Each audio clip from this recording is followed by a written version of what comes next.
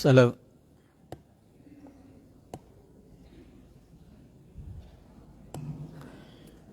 Assalamualaikum warahmatullahi wabarakatuh.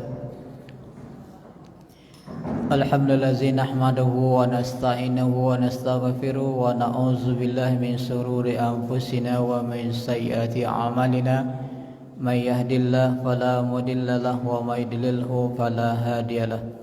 Asyhadu an la ilaha illallah wahdahu la syarika lah wa asyhadu anna Muhammadan abduhu wa rasuluhu la nabiyya ba'da. Bapak, Ibu, kaum muslimin dan kaum muslimat jemaah subuh yang berbahagia, puji dan syukur sama kita ucapkan kepada Allah. Alhamdulillah sampai pagi kini kita masih diberi nikmat hidup, nikmat kesehatan, hidayah sehingga kita bisa hadir untuk melaksanakan rangkaian subuh berjamaah.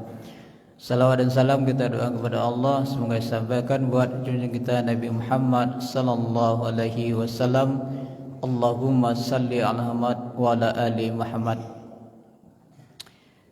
Pada pagi kini kita sudah di Jumaat pertama di tahun 2025. Mari kita sama-sama untuk istiqamah dalam minatul ilmu dan kita berusaha untuk mengamalkan ilmu yang kita dapat. Terima kasih kepada Al-Ustaz Mutakin yang telah berkenan hadir. Bila kita awali pengajian kita dengan baca Bismillahirrahmanirrahim. Dan sebelumnya insya-Allah untuk hari Senin, walaupun Ustaz Taufik lah minta izin petang 2 kali, insya-Allah untuk hari Senin kita usahakan untuk mengaji tarawih. Dan kami sedang usahakan untuk mencari Ustaz untuk 2 kali itu. Para Ustaz, untuk tempat kita persilakan.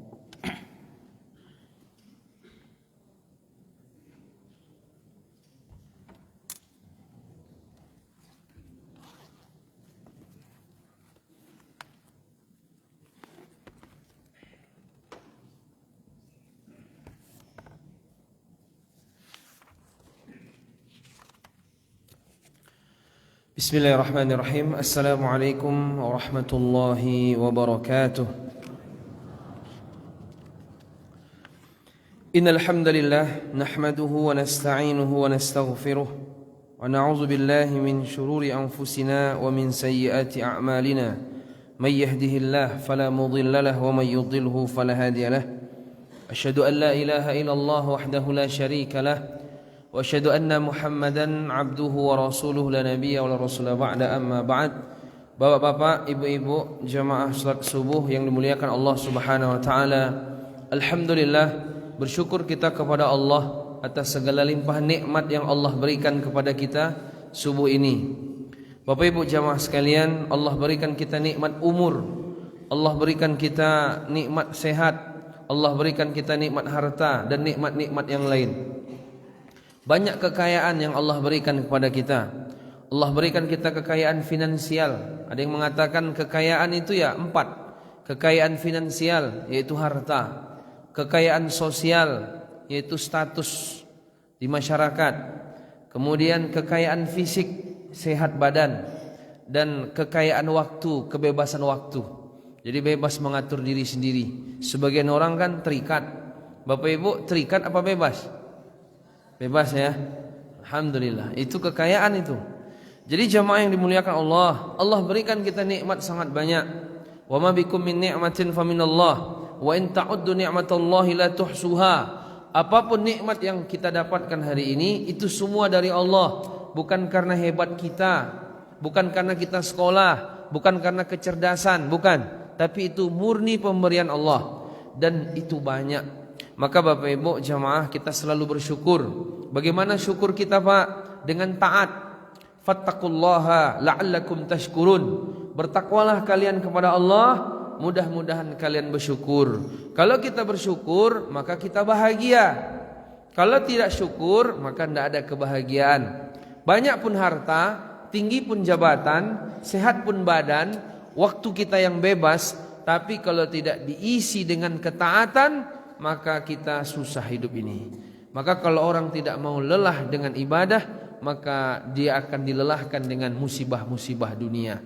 Bapak Ibu yang dimuliakan Allah, alhamdulillah bersyukur kepada Allah kita subuh ini kita hidup, kita diberikan kesempatan ibadah kita bisa melaksanakan sholat subuh berjamaah. Kemudian tadi juga dengan rakaat pertama surat sajadah sunnah, kemudian dengan surat Sabbihisma rabbikal a'la. Hari Jumat ini hari di mana sebaik-baik matahari terbit, kata Nabi. Hari Jumat hari sebaik-baik matahari terbit. Hari Jumat di situ Allah ciptakan Nabi Adam. Hari Jumat Allah masukkan Nabi Adam ke surga. Hari Jumat Allah keluarkan juga dia dari surga. Dan tidak akan terjadi kiamat kecuali hari Jumat. Jadi banyak orang menyesal besok di hari Jumat ini. Ketika kiamat datang, maka semua menyesal karena tidak ada lagi kesempatan beribadah. Maka Bapak Ibu, hari Jumat ini hari yang luar biasa. Kalau kata Nabi SAW, tidaklah seorang muslim dia meninggal di hari Jumat, maka Allah akan selamatkan dia dari fitnah kubur, dari azab kubur. Maka Bapak Ibu, kalau yang mau meninggal hari ini bisa nih. Bapak Ibu yang dimuliakan Allah Subhanahu wa taala, kita tidak tahu ya, tapi yang jelas kita beribadah banyak-banyak sampailah nanti kita wafat ya. Cepat lambat kita akan wafat semua, maka jangan disia-siakan kesempatan. Salawat dan salam semoga tercurah kepada Nabi kita Nabi Muhammad sallallahu alaihi wasallam. Bapak Ibu jamaah sekalian, kita ini kan dalam kehidupan dunia ini yang Allah minta dua aja cuman. Satu melaksanakan perintah, yang satu lagi meninggalkan larangan. Laksanakan apa yang Allah perintahkan, yang wajib, yang sunnah, yang dilarang, yang haram, yang makruh tinggalkan semua. Kalau orang dia jatuh dalam perkara yang haram, maka dia berdosa, dan dosa itu ibarat racun bagi hati kita Bapak Ibu. Kita kan kalau subuh ini kan Pak, kajian kita kan masalah hati nih. Rutin tiap bulan kan sama kami, dan tentu ustaz-ustaz lain juga. Jadi Bapak Ibu, sekarang ini kita mengkaji tentang faktor penyakit hati. Apa yang membuat hati ini sakit? Apa saja faktor-faktornya itu kita kaji, insyaallah. Ada 5 poin, tapi subuh ini nampaknya 1 poin aja. Karena saya perhatikan Bapak Ibu udah mulai agak mengantuk ini nampaknya ya. 1 poin aja. Jadi jamaah, bagi hati kita racun itu adalah maksiat. Bagi tubuh kita racun itu adalah sianida dan baygon ya. Nah itu. Tubuh kita akan bermasalah kalau kemasukan racun. Apa racunnya? Macam-macam. Racun tikus bisa juga.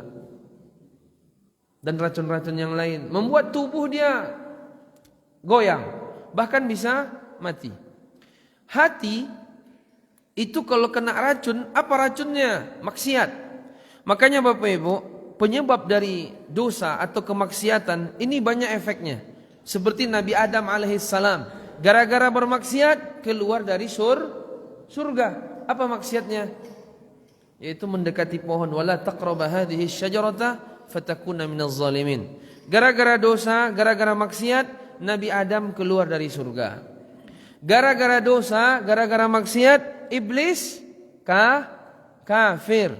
Ketika diperintahkan kepada iblis untuk sujud kepada Nabi Adam, tapi ketika itu apa? Aba wastakbara wa kana minal kafirin. Dia sombong dan enggan, dan sejak itu dia kafir. Kenapa? Maksiat. Apa maksiat iblis? Tidak mau tunduk dengan perintah Allah, yaitu sujud kepada Nabi Adam alaihissalam. Ini atas perintah Allah tentunya. Kemudian Bapak Ibu, kaum para nabi, Nabi Nuh, Nabi Lut, nabi-nabi yang lain, itu Allah hancurkan gara-gara apa? Gara-gara maksiat, karena dosa. Makanya kita ini Bapak Ibu kalau melakukan dosa, maka otomatis dia akan berefek dalam kehidupan. Makanya ada salafus soleh Pak.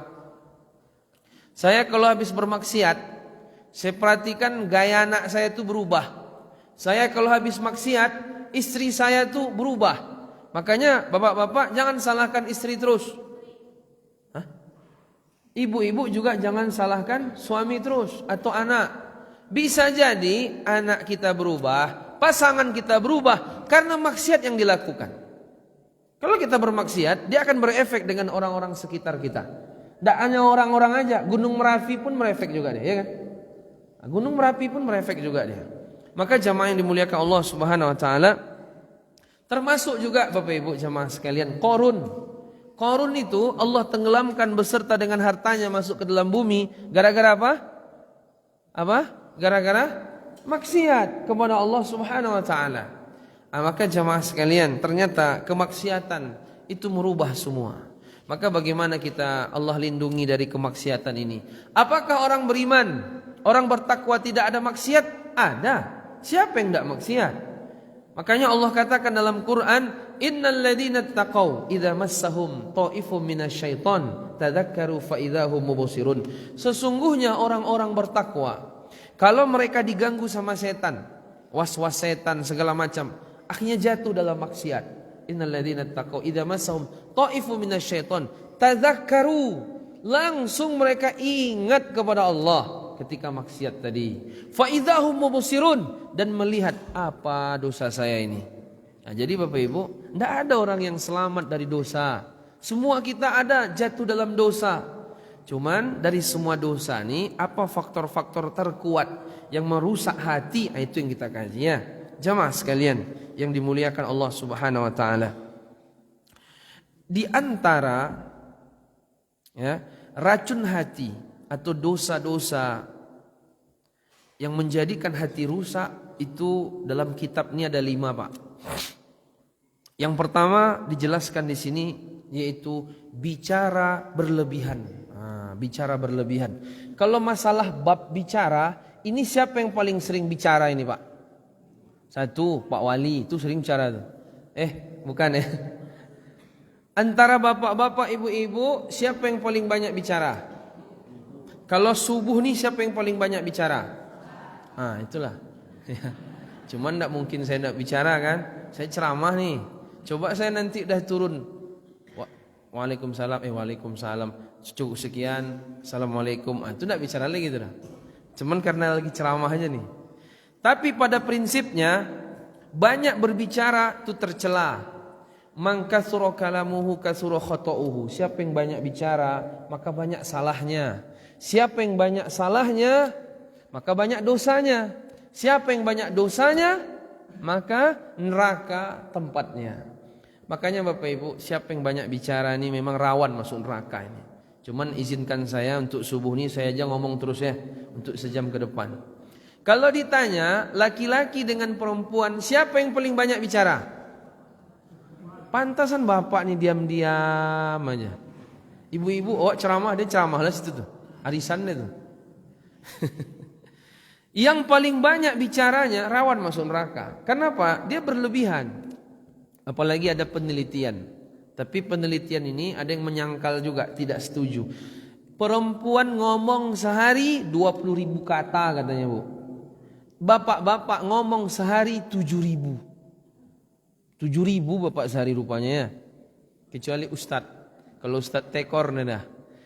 Kalau ibu-ibu 20.000. Katanya begitu. Tapi ada pula yang menyangkal. Enggak harus. Tapi umumnya mengatakan bahwa perempuan berbicara sehari 20.000 kata.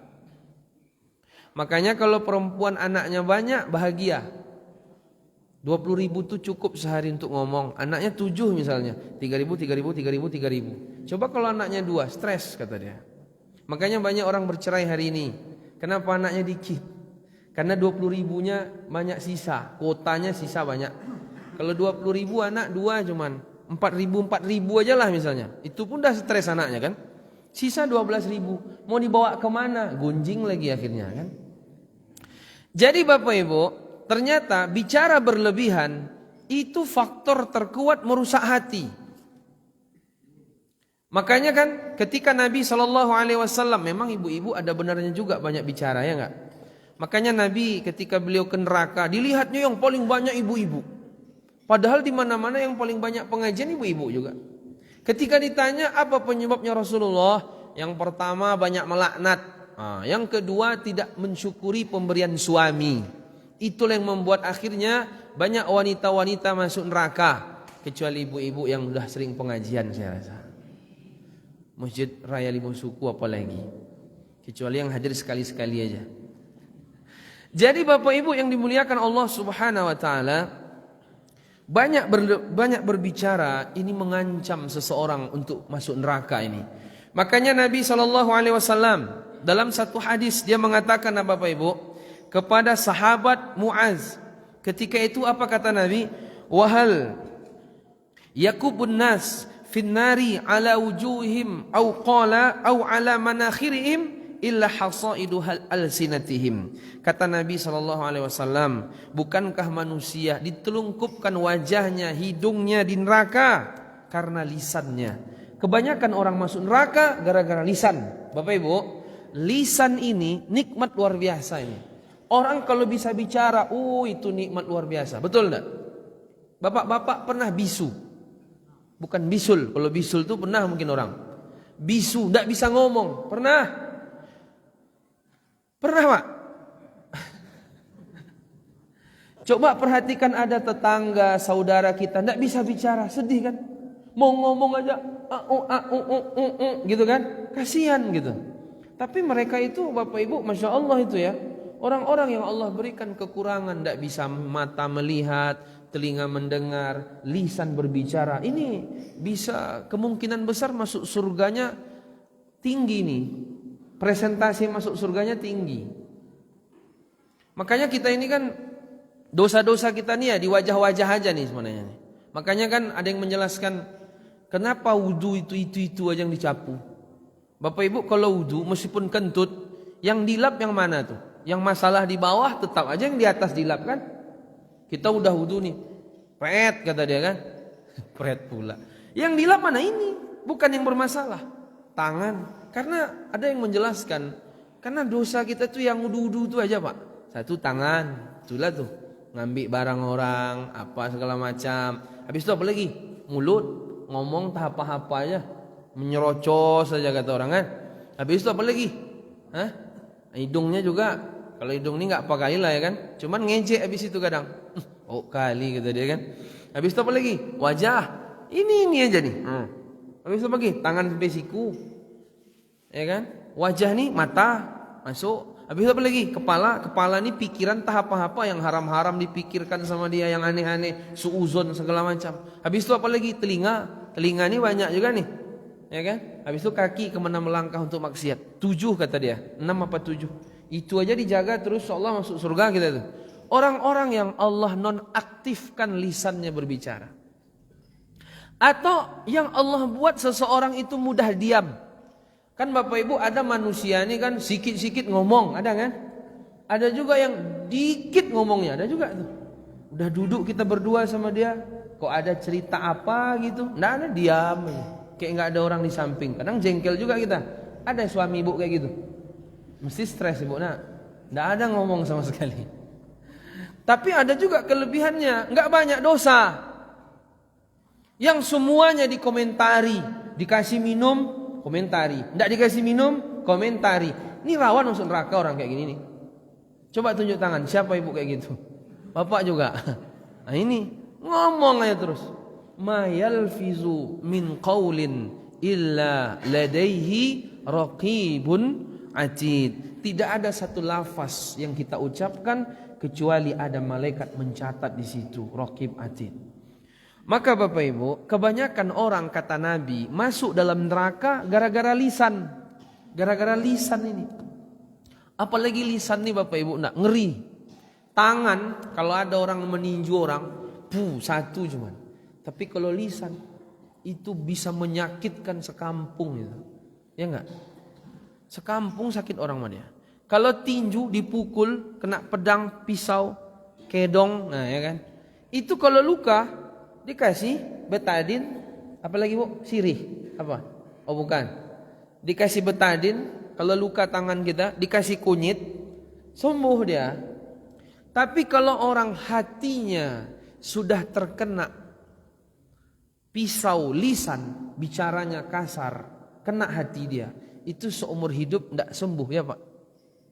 Itu bahayanya lisan nih. Kalau udah kena lukanya, udah luka hati orang karena lisan kita, itu susah sembuhnya itu. Tapi kalau lukanya tangan karena pisau, itu bisa sembuh 2 minggu, 3 minggu sembuh dia. Tidak seumur hidup. Tapi kalau lisan bisa seumur hidup. Kalau pisau, satu pisau satu tangan, satu pisau satu orang. Atau tangan kita melukai orang lain, satu orang.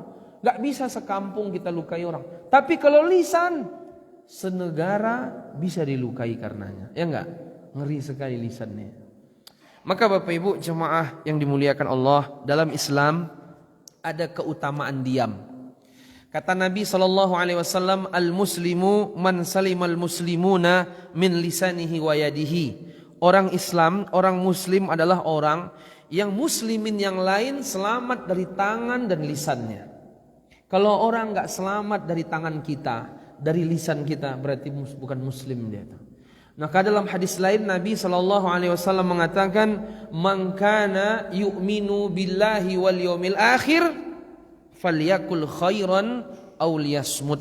Siapa yang beriman kepada Allah dan hari kiamat, siapa yang beriman kepada Allah dan hari kiamat, hendaklah dia berbicara yang baik, kalau hendak diam. Makanya Bapak Ibu, Abu Darda beliau mengatakan, mulut satu, telinga dua. Mulut satu, telinga dua. Berarti ini menandakan kita lebih banyak ngomong apa mendengar? Ada yang bapak-bapak telinganya satu? Nggak ada kan? Telinga semua dua. Mulutnya satu. Ini maknanya, kata Abu Darda sahabat mulia radhiyallahu an, harusnya kita nih lebih banyak mendengar daripada berbicara. Kalau Bapak Ibu dipresentasikan masing-masing pribadi aja, lihat-lihat diri sendiri. Banyak ngomong apa dengar? Banyak ngomong. Wah, salah kaidah ini. Ustadznya juga nih banyak kali ngomong ini. Makanya Ustadz habis ceramah dah diam aja lagi, jangan banyak cerita lagi. Semuanya pengen dia ngomongkan. Ini berarti bermasalah Ustadz ini. Jadi jamaah yang dimuliakan, kata Nabi, man yatmanuli ma baina lahyaihi wa ma baina rijlaihi atmanu lahul jannah. Siapa yang menjamin bagiku dua, satu mulutnya, yang dua kemaluannya satu, mulutnya satu, maka aku jamin surga baginya. Memang Bapak Ibu, insya Allah kalau kita untuk masalah bab-bab kemaluan mungkin selamat, tapi bab lisan banyak yang gak selamat. Karena berat sekali menjaga lisan.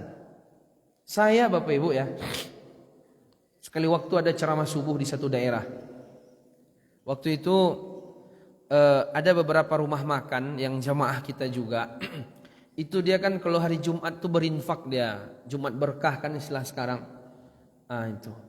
Ketika itu saya cerita sama di samping saya itu jamaah, Pak, itu rumah makan itu atau Ampera itu sering ngasih nasi bungkus kalau hari Jumat ke sini ya. Iya Ustaz, tapi ndak enak Ustaz katanya. Astagfirullahaladzim. Udah gratis, dikomentari juga lagi. Ya kan? Makanya Pak, Bu, bapak-bapak aja lah. Nabi itu akhlaknya luar biasa. Akhlak Nabi kalau makan, dalam hadis itu kan, dalam hadis Abu Hurairah kalau tidak salah, Nabi itu akhlaknya luar biasa. Bahkan saking hebatnya akhlak Nabi, kata ulama, kalaupun tidak ada mukjizat Nabi, itu sudah cukup menjadikan Nabi itu seorang Nabi. Apalagi kalau ditambah mukjizat, membelah bulan, ya kan, mukjizat Nabi, dari tangannya keluar air segala macam. Nabi itu kalau dia makan, kalau suka dimakannya, kalau tidak suka nggak dimakannya, no comment, no komentar. Tidak ada komentar Nabi tentang makanan. Kalau dia suka dimakannya, kalau nggak suka nggak dimakannya. Apa kata Imam Nawawi Pak? Imam Nawawi ketika mengomentari hadis ini, apa kata Imam Nawawi? Nabi itu tidak pernah mengatakan ini kurang asin, ini kurang garam, ini asam, ini kurang manis, ini terlampau manis. Bapak pernah nggak kayak gitu? Sama kita berarti. Kita pun protes ya sama istri. Ini kurang garam. Nabi tidak pernah begitu.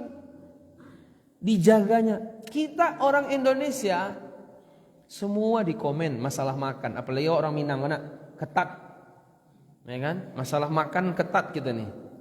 Semua yang udah dikasih gratis dikomen juga lagi.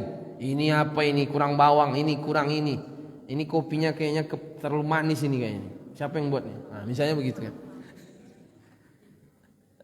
Semua dikomen. Nggak boleh begitu. Yang tadi itu yang saya sayangkan. Udahlah orang tuh dia ngasih infak. Ya namanya infak kan relaannya. Ya ngasih bungkus. Nasi bungkus ini 18.000, 15.000 paling murah. Dikasihnya 10 porsi. Mau yang ayam kemarin, mau yang ayam sekarang, ya terserah dia lah. Yang penting kan nggak ada ulatnya. Yang penting nggak busuk. Biasa itu. Di komen juga sama bapak nih. Saya pikir apa ini sebenarnya? Dosa dia nih. Nggak boleh begitu. Kata Rasulullah, siapa yang menjamin bagiku lisannya dan kemaluannya, tidak melakukan maksiat dengan itu, aku jamin surga baginya. Karena kebanyakan orang masuk neraka itu lisan. Maka Bapak Ibu yang dimuliakan Allah Subhanahu wa taala, kata Rasulullah, innal abda la yatakallamu bil kalimat ma yatabayanu fiha yazillu biha finnar ab'ada mimma bainal masyriqi wal maghrib. Kata Nabi, sesungguhnya seseorang hamba ketika dia mengucapkan satu perkataan yang tidak direnungkannya. Orang beriman itu Bapak Ibu, sebelum dia ngomong, dia mikir dulu.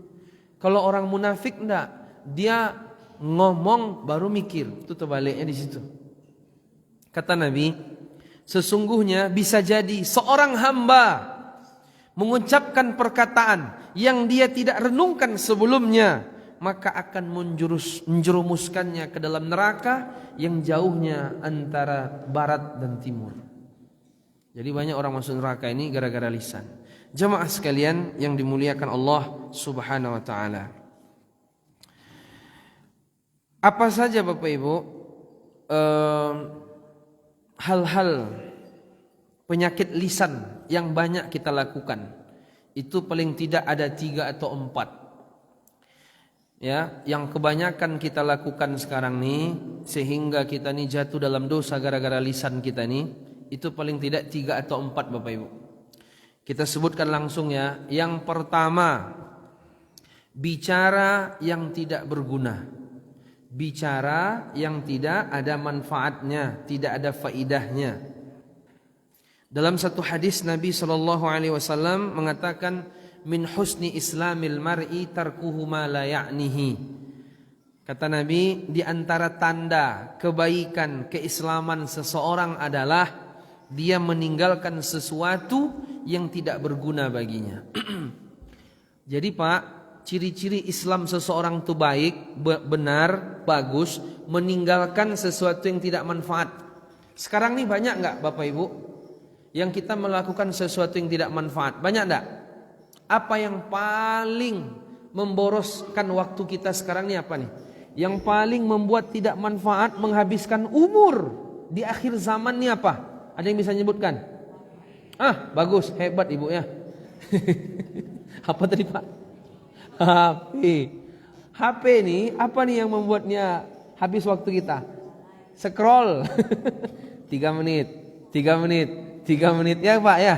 3 menit, 3 menit. 3 menit, 3 menit berita ini, 3 menit berita itu, 3 menit pesawat jatuh di Azerbaijan, 3 menit pesawat jatuh di Korea. Entah apa gunanya tuh. 3 menit nanti ada ini, habis waktu. 3 menit dikali 10, 30 menit. Kalau Bapak Ibu baca Quran, udah 1 juz, 1 huruf, 10 kebaikan. Makanya betul sekali kata Nabi, di akhir zaman ini waktu cepat berputar. Di antara tanda-tanda kiamat, waktu cepat berputar, ayyataqarabaz zaman. Apa maksud waktu cepat berputar? Ada beberapa tafsiran ulama. Salah satu tafsirannya Bu, waktu cepat berputar bukan matahari cepat. Matahari gitu-gitu aja dari kemarin nampaknya. Maksudnya keberkahan umur di akhir zaman ini. Kan nampak sekali nih umur kita nih gak berkah sekarang ya Pak. Gak berkah ya kan. Orang zaman dulu itu mereka itu khatam Quran itu ada yang banyak seminggu sekali khatam Quran. Kalau kita nih ya 3 bulan belum khatam. Iya, jadi bagi mereka seminggu cukup untuk khatam. Kita 3 bulan, kadang setahun baru khatam. Kan sementara umur sama nih, harinya 24 jam. Umurnya rata-rata 60 tahun, 70 tahun mati, ya kan? Tapi mereka bisa khatam Quran seminggu. Kita khatam Quran cuman 3 bulan 4 bulan. Jadi boros kita nih, pemborosan umur. Apalagi sejak ada HP, boros umur nih. Entah apa-apa yang kita lakukan, tidak jelas. Baru masalah sikit suami istri, langsung buat status di Facebook. Habis itu pulang berkelahi. Apa kau nih katanya? Masukkan Facebook. Urusan kita aja. Ya urusan kita, cuman di Facebook masuk juga kata dia. Ribut. Ada kemarin tuh. Jadi jamaah yang dimuliakan Allah, kebaikan keislaman seseorang meninggalkan sesuatu yang tidak manfaat. Min husni islamil mar'i tarkuhu ma la ya'nihi. Meninggalkan sesuatu yang tidak manfaat. Dah, jangan lakukan sesuatu yang tidak manfaat. Enggak manfaat untuk dunia, enggak manfaat untuk akhirat. Jadi Bapak Ibu, bicara yang tidak berguna itu bagian sesuatu yang tidak bermanfaat. Enggak ada manfaat apa ngomong kita. Apa yang membuat faktor pendorong orang itu Bapak Ibu dia bicara yang tidak manfaat? 2 penyebabnya. Faktor pendorong orang itu bicara yang tidak berguna itu ada 2. Pertama, ingat nih Bu ya. Pertama, dia ingin tahu semua urusan. Kalau bisa Bapak Ibu, mulai sekarang tuh, yang nggak ada urusannya sama kita, nggak usah kaji-kaji itu. Nambah-nambah beban, naik asam lambung banyak. Masalah kita udah banyak, pengen tahu pula masalah orang. Istilah orang sekarang apa namanya Pak? Kepo. Ini orang kepo nih, nggak bahagia ini, nggak ada bahagianya. Dia nambah-nambah file masalah dalam pikiran dia. Masalah dia aja tidak selesai. Makannya tidak tekunyah. Urusan orang nih makan. Urusan mana? Gigi urus. Terus gigi itu dulu. Banyak masalah dia. Tapi pengen, kan ada sebagian orang tuh Pak ya. Pengen tahu biar apa. Data intelijen cukup Ustaz kata dia. Entah apa. Dia tidak intel. Semua data digali sama dia. Urusan orang ditanya. Apa ini? Ini bagaimana? Ini apa? Ini nggak ada manfaat. Gara-gara banyak hal yang dia tahu, di situ yang membuat dia cerita dia. Yang orang ini, yang bapak warna hitam bajunya diceritakannya, yang bapak warna biru diceritakannya, yang bapak warna kuning diceritakannya. Karena dia banyak tahu data. Yang paling banyak tahu data, tahu enggak siapa di kampung? Siapa? Tukang urut itu paling banyak tahu data dia.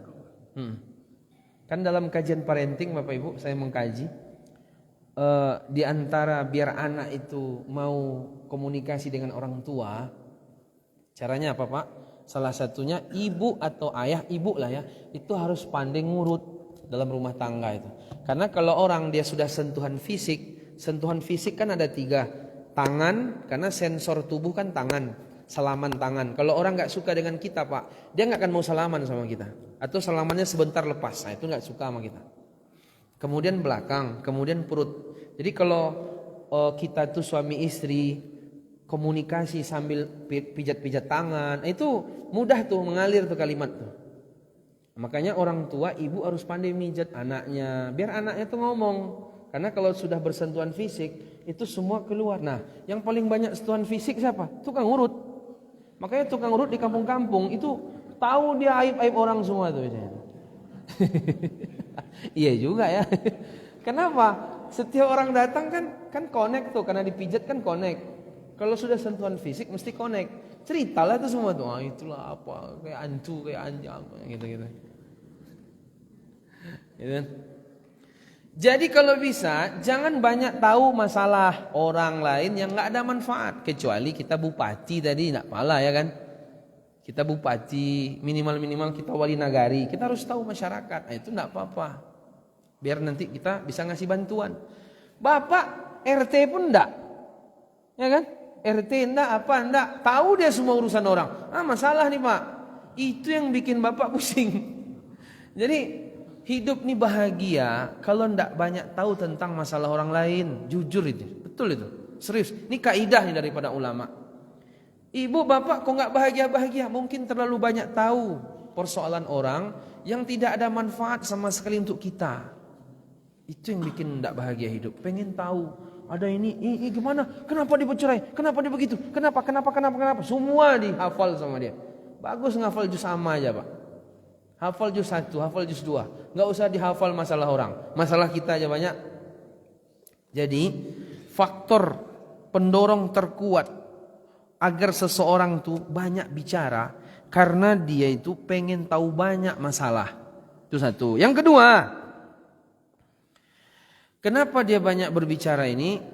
Karena dia sering mengisi waktu dalam dan menceritakan sesuatu pada kondisi-kondisi yang tidak bermanfaat. Contohnya bagaimana Bapak Ibu? Ya beda sama basa-basi. Kalau basa-basi sekedarnya. Kita ini kan sering kali ya Pak, ketemu kawan, bercerita-cerita. Tadi saya ketemu ini, tadi saya nampak ini, tadi saya begini. Kan itu kan cerita gak ada manfaat tuh kan. Tapi kalau sekedar basa-basi kita bertamu ke rumah orang, tadi gangnya saya pikir sebelah kanan, rupanya sebelah kiri ya Pak. Ya. Kan itu gak ada manfaat juga, cuman basa-basi di awal. Sekedar kan gak masalah. Tapi ada sebagian orang semua cerita deh. Tadi saya ini, tadi saya itu. Gak ada manfaat. Waktunya habis setengah jam. Setengah jam saya rasa masih mending Ibu. Bercerita 6 jam. Bercerita 8 jam. Gak ada manfaat. Ujung-ujungnya gibah juga terakhir. Ya kan? Nah, jadi Bapak Ibu, pertama, bicara yang tidak berguna. Tadi duduk-duduk saya di situ ceritakan lagi. Lagi mancing dia cerita juga lagi. Diceritakan semua, nggak ada manfaat. Itu yang begitu-begitu tuh nggak usah.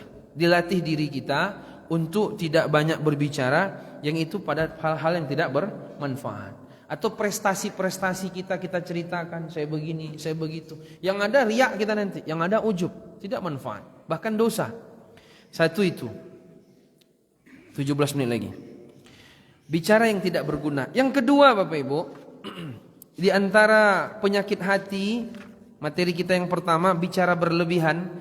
Kenapa orang bicara berlebihan? Satu, bicara yang tidak berguna. Dua, bicara berlebihan. Apa yang kedua? Yaitu ghibah. Ghibah ini yang paling banyak dilakukan orang. Satu, bicara yang tidak berguna, cuman sekedar cerita-cerita tidak ada manfaat. Yang kedua, ghibah. Ibu-ibu pernah nggak menggibah? Nggak ya? Bapak pernah nggak menggibah? Kita pernah menggibah semua ya. Saran saya kalau mau gibah itu gibah orang tua aja. Ada ulama begitu bilang. Gibah itu apa Pak? Gibah itu level paling bawah.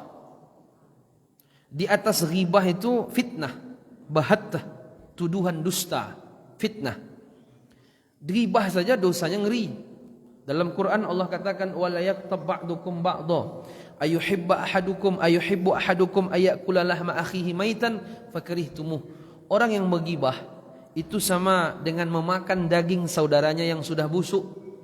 Siapa yang mau makan daging manusia? Kanibal dia kan, busuk lagi. Tidak ada yang mau. Itulah perumpamaannya. Dan itu dosa besar. Lalu datang sahabat. Ketika itu Rasulullah bersabda, tahukah kalian apa ghibah? Kata Nabi. Atadruna mal ghibah? Kata para sahabat, anna Rasulullah qala atadruna mal ghibah? Tahukah kan apa itu ghibah? Qala dzikruka akhaka bima yakrah. Kita menyebut nama saudara kita, tetangga kita, kawan kita, saudara kita, yang mana dalam penyebutan itu di belakang dia, dan kalau dia tahu dia nggak suka, itu ghibah. Lalu kata sahabat, qala ara'aita in kana fi akhi ma'akul. Ketika itu disebutkan Bapak Ibu, qala ara'aita in kana fi akhi ma'akul, qala in kana fihi matakul faqad ightabtahu. Ya Rasulullah, bagaimana kalau ada orang yang saya ceritakan itu keburukan dia memang buruk ya Rasulullah? Kata Nabi, kalau memang iya buruk asli dia begitu, lalu kamu ceritakan dia di belakang, itulah yang ghibah itu. Memang asli dia bongak, memang asli dia apa ini Pak nggak baik. Kita bilang dia itu ghibah. Lalu kata Rasulullah SAW, in kana fihi matakul faqad ightabtahu wa illam lam yakun fihi matakul faqad bahattahu. Kalau ternyata kamu menceritakan keburukan dia, ternyata dia tidak buruk, justru kamu menuduh dia, fitnah. Itu lebih besar lagi dosanya, Bu. Kita menceritakan keburukan orang, memang buruk dia, itu saja udah ghibah, dosa besar. Apalagi memang dia nggak buruk, kita bikin buruk dia, itu lebih besar lagi dosanya. Cuman memang Bapak Ibu, gibah ini boleh dalam 6 hal. Boleh kita menggibah orang, syaratnya 1 dari 6 hal. Di antaranya apa ya? Pengaduan. Kita datang mengadu kepada Pak Wali Nagari, kepada Bupati, kepada Prabowo. Assalamualaikum Pak Prabowo. Waalaikumsalam. Siapa nih? Saya nih jamaah Masjid Raya 5 Suku. Wah, gitu. Saya mau menggibah dikit nih Pak Wali. Ini ada orang zalim sama saya. Siapa namanya? Si Fulan. Apa bentuk dosanya? Begini. Kan gibah tuh. Tapi karena pengaduan, biar nanti ditegakkan nahi mungkar, itu boleh. Karena ada manfaat. Kalau ibu-ibu lain lagi dia. Begini Ustaz ya, kita bukan menggibah Ustaz. Cuman memang dia jelek kali dia. Kita bukan menggibah. Gibah itu mah. Apa enggak gibah itu? Dibilangnya enggak gibah. Dibilang enggak gibah. Gibah itu. Kita jujur aja nih Ustaz ya. Saya bukan menggibah nih. Gibah itu, apa enggak gibah? Ada yang begitu-begitu ya Bu? Gayanya doang gitu. Gayanya aja enggak mau disalahkan. Minta maaf tapi dihajarnya juga ya kan. Dia enggak gibah kata dia, tapi gibah juga. Ya minimal imbang loh Ustaz kata dia. Jadi itu boleh gibah kayak gitu tuh. Kita mengadu, biar apa? Tapi sama pemimpin, bukan sama kawan. Ibu mengadu sama kawan, gibah tuh. Tapi kalau ibu mengadu sama Pak Wali Nagari, ada masalah di kampung kita. Siapa orangnya ini? Dia sering kalau rundo-rundo malam pisang orang hilang sama dia tuh. Nah, itu tangkap tuh Pak. Nah, itu enggak apa-apa gibah kayak gitu. Tuh boleh kan menceritakan keburukan, tapi mengadu. Di antara boleh menggibah juga yaitu disebutkan para ulama minta fatwa.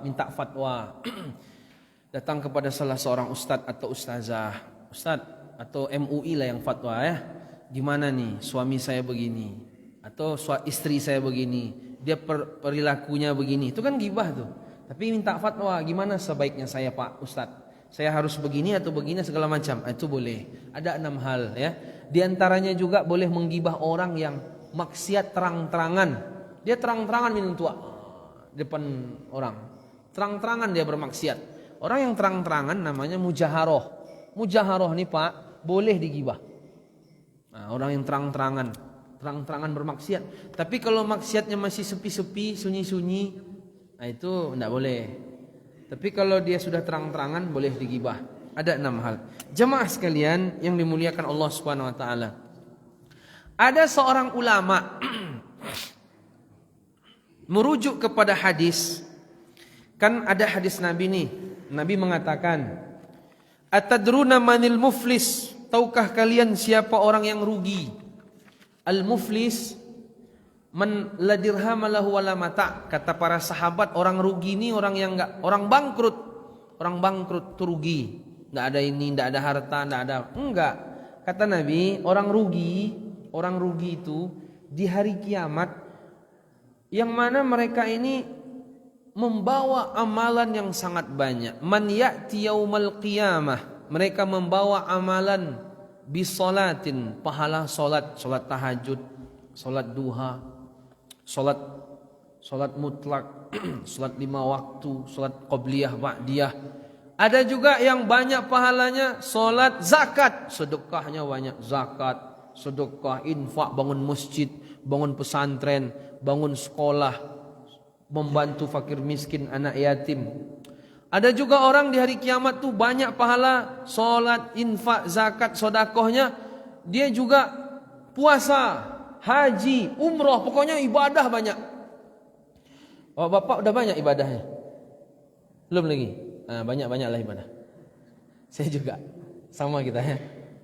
Lalu kata Nabi, ternyata seseorang yang banyak ibadah tadi Bu, ya Pak, solatnya, puasanya, banyak nih, ini banyak nih. Tapi ternyata dia sudah melakukan beberapa hal kepada manusia yang lain. Dorobahada, dipukulnya orang. Zalim dia sama orang, mukul orang. Sakit orang buatnya.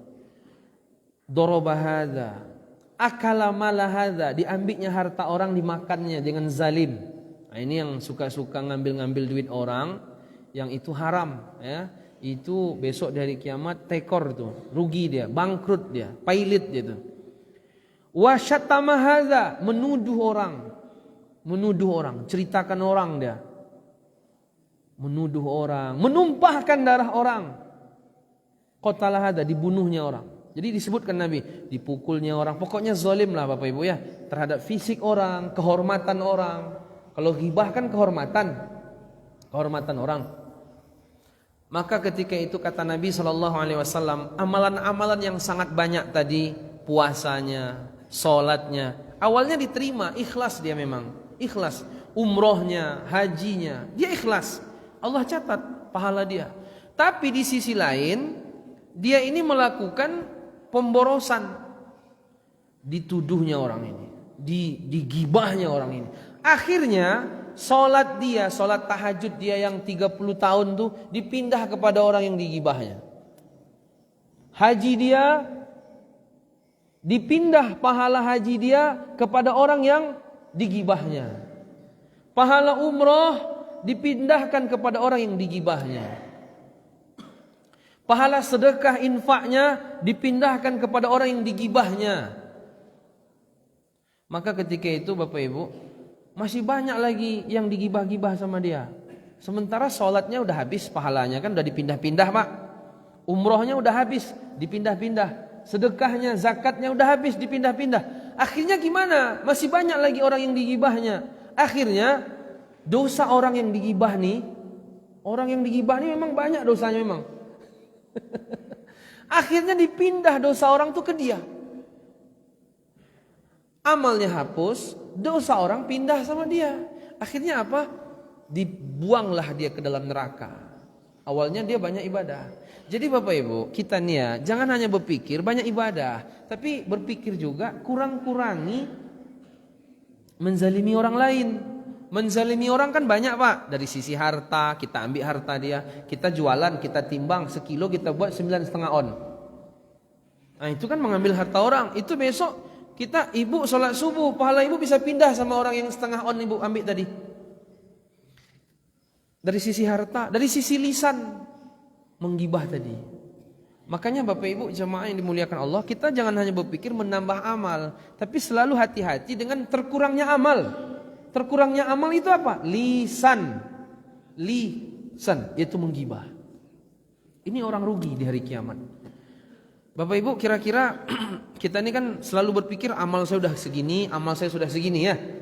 Ada enggak kira-kira amal saya terkurang segini? Bapak Ibu pernah terpikir begitu? Amal saya sudah terkurang. Pas kita menggibah dia, aduh udah kurang, jangan-jangan sholat suruh hilang nih. Makanya ada ulama menganjurkan kalau memang enggak tahan menggibah juga, gibah aja orang tua kata dia. Karena kan pahala kita pindah ke orang tua. Nanti orang tua gibah lagi, pindah lagi ke kita. Sampai kayak gitu ngomongnya. Lucu juga, tapi ya juga kan Pak. Daripada kita gibah orang lain, kita gibah orang lain. Ibu-ibu saya gibah, atau ibu-ibu penggibah saya. Maka pahala saya pindah ke ibu, pahala ibu pindah ke saya. Tapi kalau bapak ibu menggibah orang tua sendiri, sholat bapak ibu pindah ke orang tua kan naik derajatnya dari kiamat. Kan enak orang tua kita. Tapi kan siapa yang mau menggibah orang tuanya? Ya, siapa yang mau menggibah orang tuanya? Enggak tega lah dia. Cuman dari sisi pindah-pindah amal, ya paling bagus ya gibah orang tua aja. Jemaah sekalian yang dimuliakan Allah Subhanahu wa taala. Nah, maka daripada itu, Ustadz, ini bagaimana ceritanya nih Ustadz? Kalau orang dia ternyata berbuat ghibah, itu gimana tuh? Dia sudah melakukan 2 kejahatan.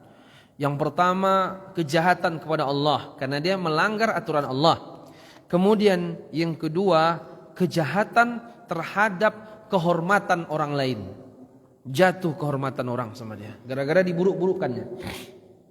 Kemudian Bapak Ibu jemaah, Ustadz kalau misalnya nih kita udah menggibah orang, lalu orang tuh tahu, tuh gimana solusinya agar taubat? Ya, pertama taubat kepada Allah karena dosa gibah. Yang kedua datangi dia minta maaf sama dia. Tapi kalau dia belum tahu bagaimana Ustaz? Kita datangi juga. Jangan datangi Pak. Dia nggak tahu nih. Misalnya saya menggibah Bapak. Bapak nggak tahu saya gibah apa. Lalu kayaknya saya merasa salah nih. Saya datangi Bapak. Pak, Apa Ustaz, mohon maaf Pak ya, kemarin Bapak saya bilang apa gitu ya kan. Masalah nanti ya kan. Oh, kata dia ya kan. Panjang O-nya Pak. Habis itu enggak pernah ngaji lagi. Enggak usah datang kayak gitu. Kalau dia enggak tahu, enggak usah kita datang. Justru jadi cari perkara itu. Apa gantinya? Gantinya adalah kita mintakan ampun kepada Allah untuk dia dan kita puji dia di belakang dia. Kita puji dia di hadapan orang lain, mengganti keburukan yang kita buruk-burukkan dia, dan kita mintakan ampun dia kepada Allah Subhanahu wa taala.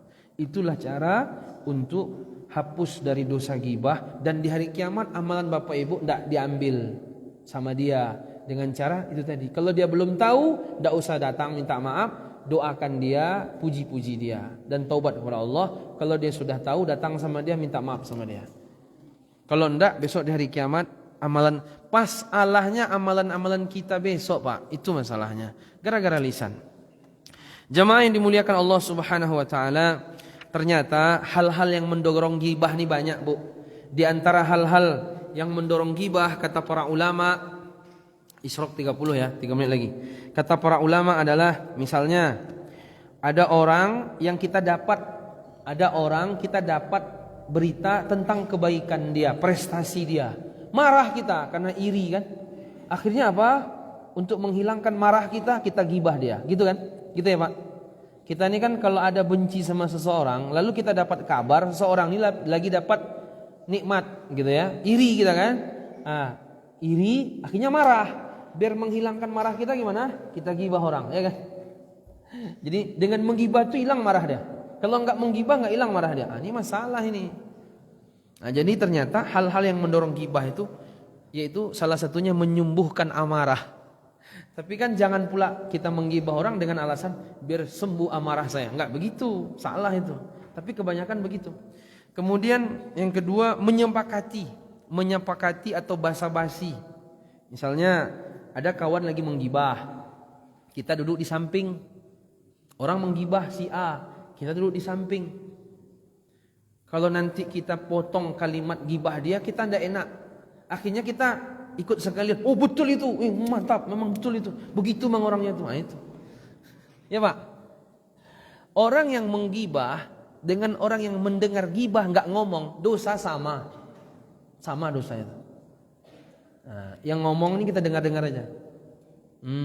Begitu ya. Astagfirullah. Oh begitu. Iya begitu kali deh ya. Sama masuk neraka orang ini berdua nih. Cuman gini-gini aja. Sama masuk neraka ini. Jadi banyak faktor-faktornya. Bapak Ibu jemaah yang dimuliakan. Terus bagaimana terapi biar nggak menggibah? Jadi ibu-ibu ini harus diterapi nih Bu. Bukan terapi lintah. Terapi gibah. Ya Pak ya. Kata ibu-ibu sama aja Ustaz. Bapak ini menggibah juga nih katanya. Sama perangnya katanya. Satu, ingat azab Pak. Ingat azab Bu. Azab kalau menggibah itu kena azab kita di hari kiamat dan dosa besar.